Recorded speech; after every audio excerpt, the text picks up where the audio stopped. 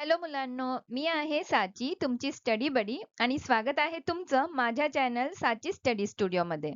मुलांनो, आज येथे आपण वाचणार आहोत इयत्ता 5वी ची कविता प्राजक्ताची फुले आणि कवी आहेत मंगेश पाडगावकर. तर चला सुरू करूया.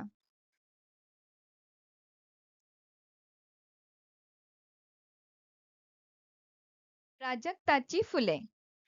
टपटप पडती अंगावरती प्राजक्ताची फुले, भिरभिर भिरत्या तालावर गाणे आमचे जुळे. कुरणांवरती झाडांखाली ऊन सावली विणते जाळी, येतो वारा पहा भरारा गवत खुशीने डुले. दूर दूर हे सूर वाहती उन्हात पिवळी पहा नाहती, हसते धरती फांदीवरती हा झोपाळा झुले. गाणे आमुचे झुळझुळ वारा, गाणे आमुचे लुकलुक तारा, पाऊस वारा मोर पिसारा या गाण्यातून फुले. फुलांसारखे सर्व फुलारे, सुरात मिसळून सूर चलारे, गाणे गाती तेच शहाणे बाकी सारे खुळे. तर मुलांनो, आवडली का कविता?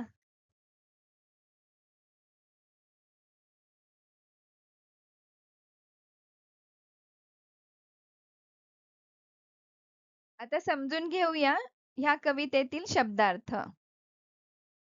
कुरण म्हणजे मोकळे रान, मीन्स पास्चर और ओपन फील्ड. सूर म्हणजे गाणे, मीन्स ट्यून और सॉन्ग. नाहती म्हणजे भिजतात, गेट वेट. खुळे म्हणजे वेडे, क्रेझी. धरती म्हणजे धरणी, पृथ्वी, मीन्स द अर्थ.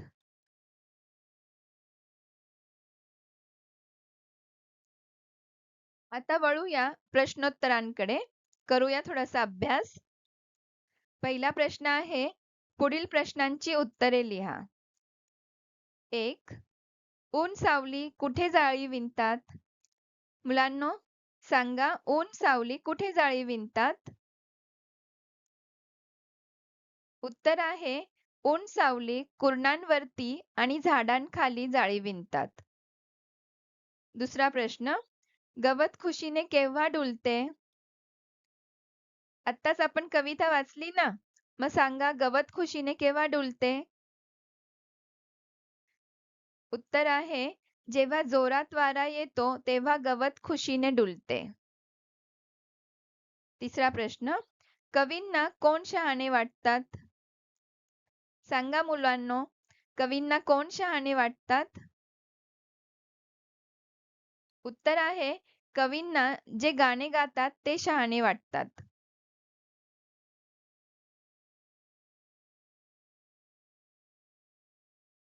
आता पुढचा प्रश्न आहे, कवितेच्या ओळी पूर्ण करा.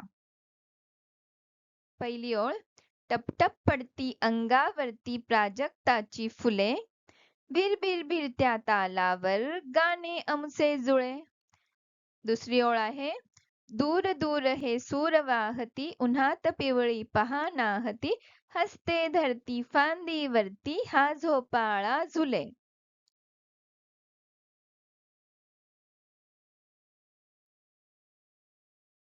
पुढचा प्रश्न आहे, कवितेतील यमक जुळणारे शब्द लिहा. उदाहरणार्थ, जुळे, खुळे. तर असेच आपण बाकीचे शब्द पाहू. फुले, डुले. वाहती, नाहती. वारा, तारा. सूर, दूर.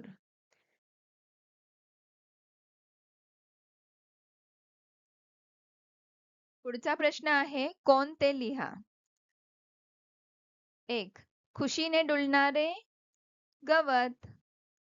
टपटप अंगावर पडणारी प्राजक्ताची फुले. जाळी विणणारे ऊन सावली. लुकलुक ताऱ्यासारखे गाणे.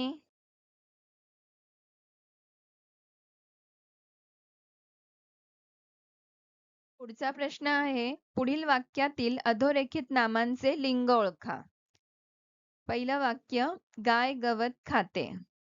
अधोरेखित शब्द आहे गाय. उत्तर आहे स्त्रीलिंग. दुसरं वाक्य, सोहम क्रिकेट खेळतो. अधोरेखित शब्द सोहम. उत्तर आहे पुल्लिंग.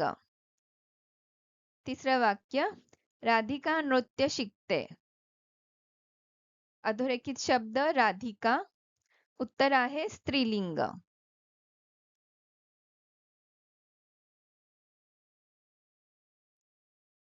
चौथं वाक्य, आईने सामान आणायला सांगितले. अधोरेखित शब्द आई. उत्तर आहे स्त्रीलिंग. पाचवं वाक्य, आंबा फळांचा राजा आहे. अधोरेखित शब्द आंबा. उत्तर आहे पुल्लिंग.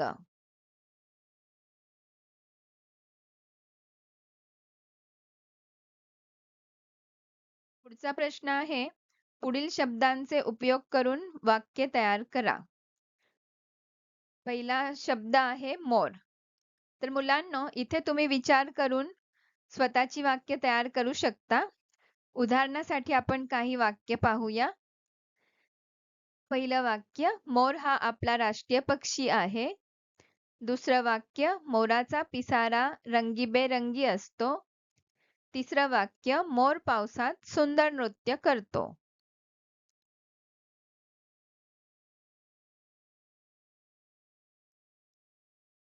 दुसरा शब्द आहे गवत. आता ह्यापासून आपल्याला 2-3 वाक्य बनवायची आहेत. तर तुम्ही पण विचार करा आणि तुमची स्वतःची वाक्य तयार करा. उदाहरण पाहूया. गाय गवत खाते. हिरवे गवत गालिच्या सारखे दिसते. गवत वाऱ्यावर आनंदाने डुलते.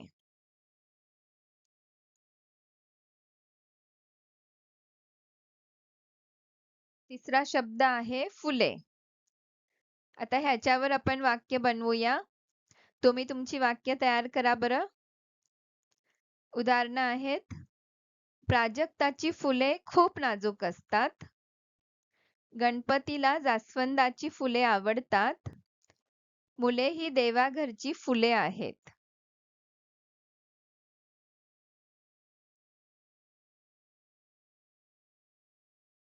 आता पुढचा प्रश्न आहे, कवितेच्या खालील ओळी पूर्ण करा. पहिली ओळ, कुरणांवरती झाडांखाली ऊन सावली विणते जाळी. दुसरी ओळ, हसते धरती फांदीवरती हा झोपाळा झुले. गाणे आमचे झुळझुळ वारा. तिसरी ओळ, पाऊस वारा मोर पिसारा या गाण्यातून फुले. फुलांसारखे सर्व फुलारे.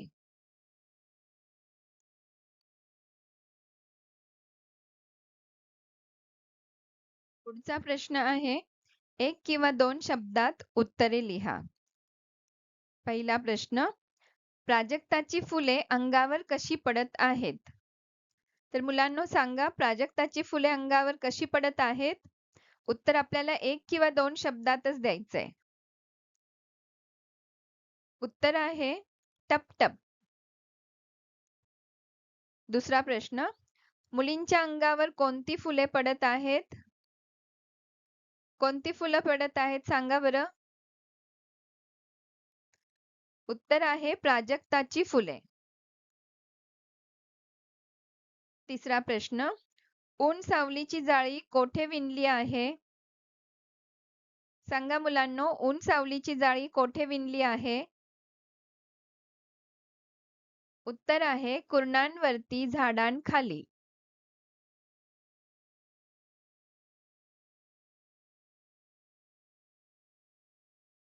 चौथा प्रश्न, गवत कसे डुलते? सांगा सांगा, गवत कसे डुलते? उत्तर आहे खुशीने. पाचवा प्रश्न, झोपाळा कुठे झुलत आहे? सांगा बरं, झोपाळा कुठे झुलत आहे? उत्तर आहे फांदीवरती. सहावा प्रश्न, शहाणे कोणाला म्हटले आहे? सांगा मुलांनो, शहाणे कोणाला म्हटले आहे? उत्तर आहे जे गाणी गातात.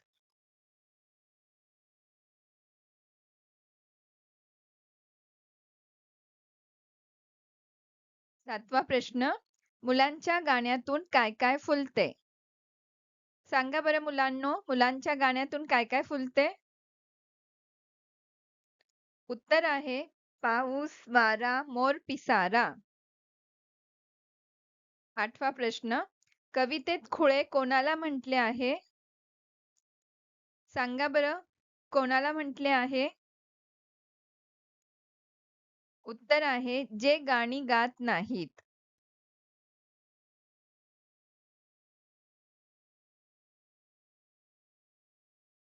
पुढचा प्रश्न, खालील शब्दांचे अर्थ लिहा.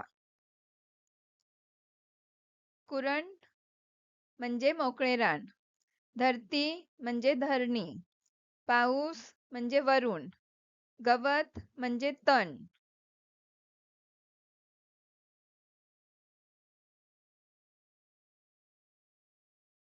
पुढचा प्रश्न, टपटप या शब्दाप्रमाणे कवितेत आलेले इतर नादानुकारी शब्द लिहा.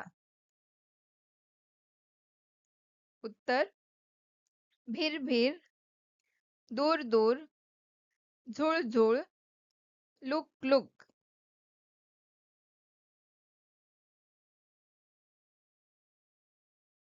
पुढचा प्रश्न, कवितेत आलेले यमक जुळणारे शब्द लिहा. जसे फुले, डुले, जुळे, खुळे, वारा, तारा, वाहती, नाहती.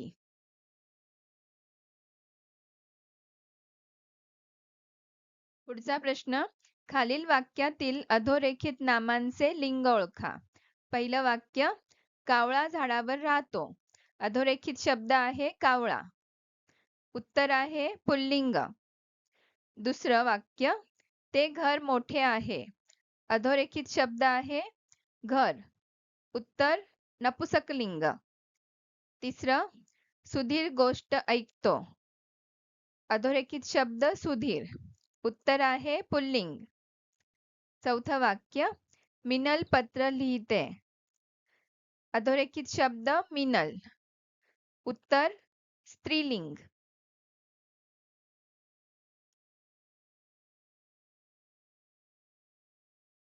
पुढचा प्रश्न आहे खालील चित्रे पाहून नावे लिहा. तर पहिलं चित्र आहे कमळ, दुसरं आहे जास्वंद आणि तिसरं आहे मोगरा. ही सगळी फुलं तुम्ही पाहिली असतील ना मुलांनो?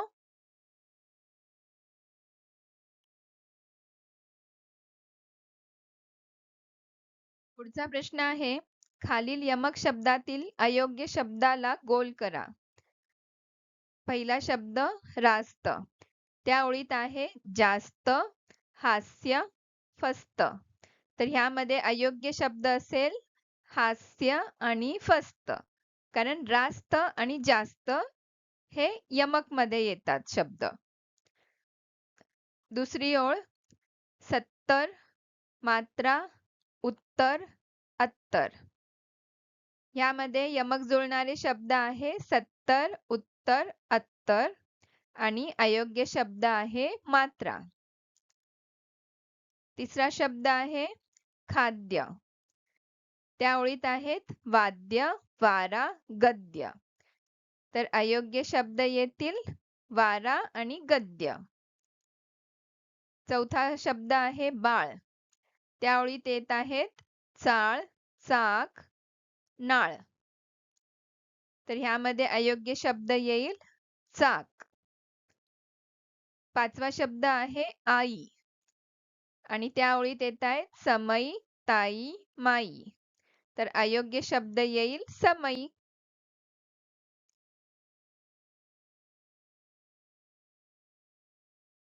तर मुलांनो, आज येथे आपण वाचली कविता प्राजक्ताची फुले आणि त्याची प्रश्नोत्तरे पण आपण पूर्ण केली. भेटूया पुढच्या व्हिडिओमध्ये. तोपर्यंत thank you for watching. Keep watching and keep studying. Please like, share and subscribe. Bye bye.